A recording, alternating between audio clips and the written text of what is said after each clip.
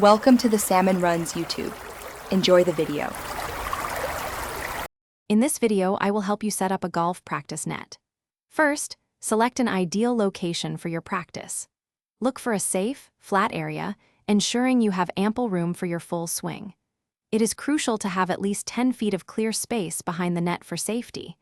Whether you choose an indoor spot like a garage or an outdoor area, make sure the ground is level and free of obstructions for the best experience.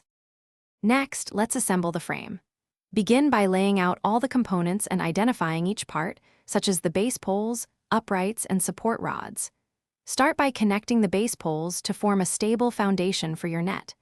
Then, attach the upright poles, making sure they are securely locked into place.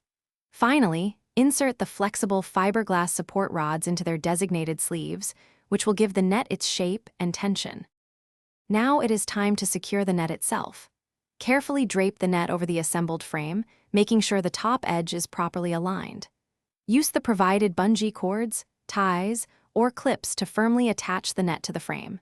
It is important to ensure the net is taut and evenly stretched to prevent any golf balls from escaping. Double-check for any gaps or loose areas that might need further adjustment for maximum safety. Finally, perform some crucial safety checks and consider these tips. Inspect all connections to confirm the net is stable and secure before you begin practicing. Position your hitting mat at least 2 feet away from the net for proper ball striking and follow-through. For added safety, always use practice balls or soft flight balls. When you are finished, store your net indoors to protect it from the elements and significantly prolong its lifespan. Thanks for watching.